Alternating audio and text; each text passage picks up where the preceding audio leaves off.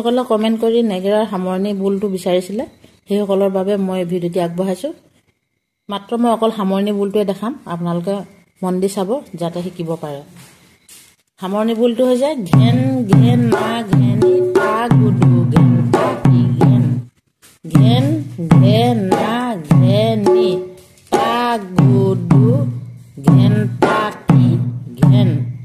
ঘেন ঘেন না ঘেনি তা গুডু ঘেন তা কি ঘেন ঘেন ঘেন না ঘেনি তা গুডু ঘেন তা কি ঘেন ও রাম জয় হৰি ও ৰাম জয় হৰি এইটোৱে হৈছে সামৰণি বোল